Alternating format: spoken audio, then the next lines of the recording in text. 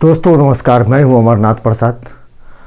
आज का वीडियो भारतीय इतिहास से लिया गया है, इतिहास में आधुनिक भारत से। आज का वीडियो बिहार दरोगा परीक्षा, बिहार एसएससी परीक्षा, बीपीएससी परीक्षा, सभी परीक्षाओं के दृष्टिकोण से महत्वपूर्ण है। कल आपने जो वीडियो देखा था वो करंट अफेयर का था। अगर आपने देखा नहीं है तो देख लीजिए, बहुत अच्छा वीडियो था, बहुत अच्छे कंटेंट को शामिल किया गया था। चलिए आगे शुरू करते हैं। आज का वीडियो पूरा ज़रूर देखिएगा और अच्छा लगे तो लाइक और शेयर ज़रूर करें। चलिए शुरू करते हैं। पहला सवाल है, कैबिनेट मिशन की अध्यक्षता किसके द्वारा की गई थी? आप लोग इसमें उत्तर दे सकते हैं। कैबिनेट मिशन की अध्यक्षता किसके द्वारा की गई थी?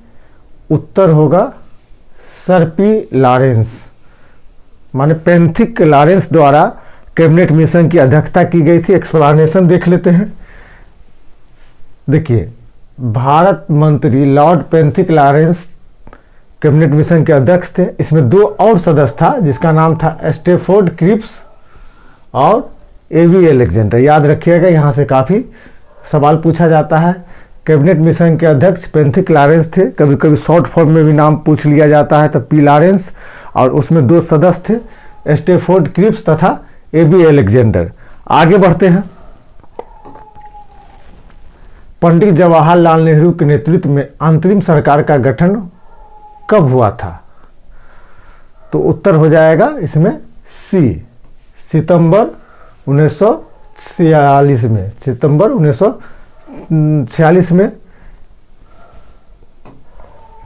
वो एक्सप्लेनेशन देख लेते हैं। पंडित नेहरू माने जवाहरलाल नेहरू के नेतृत्व में भारत की पहली अंतरिम राष्ट्रीय सरकार की घोषणा तथा 2 सितंबर 1946 को इसका गठन हुआ था, जिसमें प्रारंभ में मुस्लिम लीग शामिल नहीं थे। याद रखिएगा, जो अंतरिम सरकार का गठन नहीं हुआ था उसमें मुस्लिम लीग शामिल नहीं था। नेक्स्ट,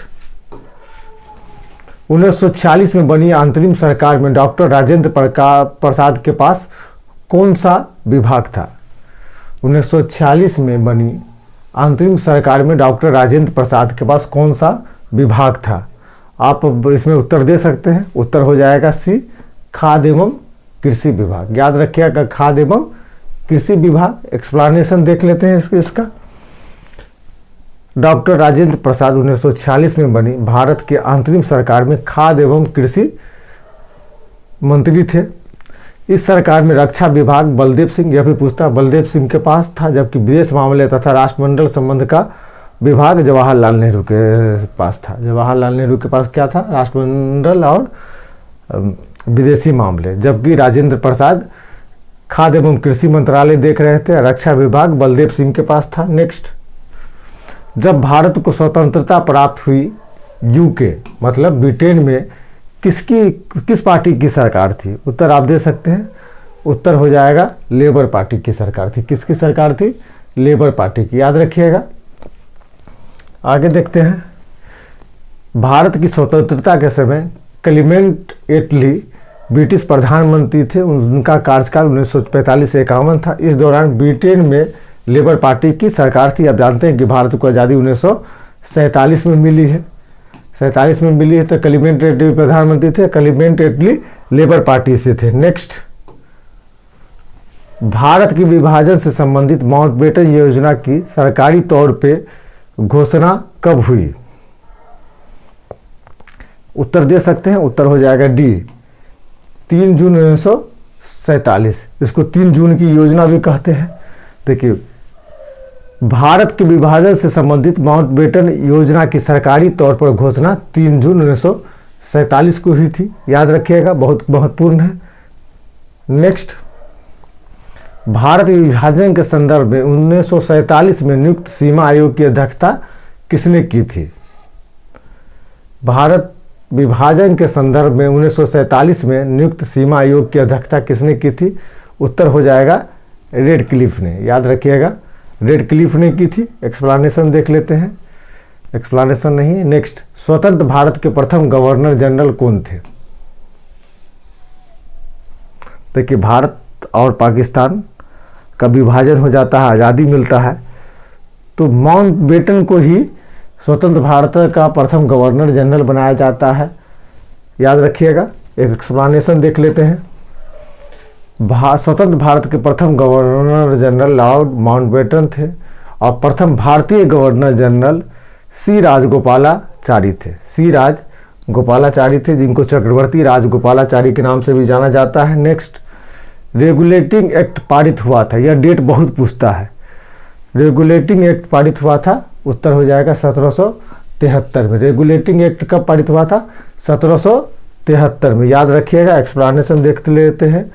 ब्रिटिश सरकार ने कंपनी में व्याप्त भ्रष्टाचार एवं कुप्रशासन को दूर करने के लिए 1773 में रेगुलेटिंग एक्ट पारित किया। इसके तहत मद्रास एवं बम्बई प्रेसिडेंसी को कलकत्ता प्रेसिडेंसी के अधीन कर दिया गया। बंगाल के गवर्नर को अब अंग्रेजी क्षेत्रों का गवर्नर जनरल कहा जाने लगा। तो बंगाल का प्रथम गवर्नर जनरल रेगुलेटिंग एक्ट के हिसाब से वॉरेन हेस्टिंग को बनाया गया है। नेक्स्ट, भारतीय व्यापार में ईस्ट इंडिया कंपनी का एकाधिकार समाप्त कब किया गया था? उत्तर हो जाएगा सी, 1813 में। कब समाप्त किया गया था? सी, 1813 में। एक्सप्लेनेशन देख लेते हैं। 1813 ईस्वी के चार्टर एक्ट द्वारा कंपनी का भारतीय व्यापार का एकाधिकार समाप्त कर दिया गया। यद्यपि उसके चीन के व्यापार तथा चाय के व्यवहार का एकाधिकार चलता रहा। इस चार्टर कानून ने कंपनी के भारतीय क्षेत्रों में ईसाई मशीनरी को प्रवेश की अनुमति दे दी। मतलब भारतीय व्यापार पर ईस्ट इंडिया का एकाधिकार 1813 में समाप्त हो गया। सिर्फ चीन के साथ व्यापार और चाय के व्यापार पर एकाधिकार प्राप्त रहा। 1813 के चार्टर के माध्यम से ईसाई मशीनरियों को भारत में प्रचार प्रसार की अनुमति दे दी गई। नेक्स्ट, बोर्ड ऑफ कंट्रोल की स्थापना किस अधिनियम के अंतर्गत की गई? आप उत्तर दे सकते हैं। उत्तर हो जाएगा Pitt's India Act 1784। 1784 Pitt's India Act, date भी बहुत पूछता है। तो पिट्स इंडिया अधिनियम 1784 के तहत बोर्ड ऑफ कंट्रोल की स्थापना की गई थी। अगला है, बॉम्बे, मद्रास और कलकत्ता में उच्च न्यायालयों की स्थापना कब की गई थी? बम्बई, मद्रास और कलकत्ता में उच्च न्यायालयों की स्थापना कब की गई थी? उत्तर दे दीजिए। उत्तर हो जाएगा 1862 में। 1862 में। एक्सप्लेनेशन देख लेते हैं। बम्बई, मद्रास, कलकत्ता उच्च न्यायालयों की स्थापना ब्रिटिश संसद द्वारा पारित 1861 ईस्वी के भारतीय उच्च न्यायालय अधिनियम के तहत 1862 में की गई थी। कभी कभी एग्जाम में 1862 की जगह पर 1861 दिया जाता है, आप उसको भी आंसर मान सकते हैं। नेक्स्ट, प्रांतों में द्वैत शासन प्रणाली किस अधिनियम के अंतर्गत लागू की गई? प्रांतों में द्वैत शासन की प्रणाली किस अधिनियम के अंतर्गत लागू की गई? उत्तर हो जाएगा सी, 1919 के अंतर्गत लागू की गई। प्रांतों में द्वैत शासन 1919 के अधिनियम द्वारा लागू की गई। एक्सप्लेनेशन देख लीजिए। प्रांतों में द्वैत शासन का प्रारंभ मॉन्टेग्यू चेम्सफोर्ड सुधारों 1919 से प्रारंभ किया गया, जिसे भारत शासन अधिनियम 1919 भी कहा जाता है। इस अधिनियम ने पहली बार उत्तरदायी शासन शब्दों का स्पष्ट प्रयोग किया गया था। इस अधिनियम के तहत प्रांतों में विषयों को आरक्षित एवं हस्तांतरित दो भागों में बांटा गया। इनमें हस्तांतरित विषयों का प्रशासन विधायिका के चयनित सदस्यों को सौंपा गया, जबकि आरक्षित विषय गवर्नर की कार्यकारिणी के पास ही रहे हैं। तो प्रांतों में द्वैत शासन की शुरुआत भारत शासन अधिनियम 1919 द्वारा किया गया, जिसको हम लोग मॉन्टेग्यू चेम्सफोर्ड सुधार के नाम से भी जानते हैं। 1935 का गवर्नमेंट ऑफ इंडिया एक्ट क्यों महत्वपूर्ण है? 1935 का गवर्नमेंट ऑफ इंडिया एक्ट इसलिए महत्वपूर्ण है कि भारत का जो संविधान बना है उसमें सबसे ज़्यादा अधिनियम जो है भारत शासन अधिनियम 1935 से ही लिया गया है। तो इसका मतलब उत्तर हो जाएगा यह भारतीय संविधान का प्रमुख स्रोत है। याद रखिएगा, यह भारतीय संविधान का प्रमुख स्रोत है। बी देख लेते हैं, ये सही नहीं है। इसमें भारत विभाजन उल्लेखित नहीं, भी सही नहीं। इसके द्वारा रियासतों को समाप्त किया गया, यही सही, भी सही नहीं है। इसमें उत्तर ये हो जाएगा कि भारत शासन अधिनियम भारतीय संविधान का प्रमुख स्रोत है। नेक्स्ट, निम्नलिखित में से किसने भारत सरकार अधिनियम 1935 को गुलामी का अधिकार पत्र कहा था? भारत शासन अधिनियम को गुलामी का अधिकार पत्र जवाहरलाल नेहरू ने कहा था। याद रखिएगा, किसने कहा था? जवाहरलाल नेहरू ने कहा था। दोस्तों, यह इतिहास से संबंधित वीडियो है। हम हर विषय का वीडियो लाएंगे। आपको पता है कि बीच में अस्वस्थता के कारण हम वीडियो नहीं ला रहे थे। मुझे उम्मीद है कि यह वीडियो आपके लिए काफ़ी महत्वपूर्ण होगा, आपके परीक्षा में महत्वपूर्ण भूमिका अदा करेगा और कोशिश रहेगी कि लगातार आपके लिए वीडियो लेकर आते रहें। चलिए, बहुत बहुत धन्यवाद।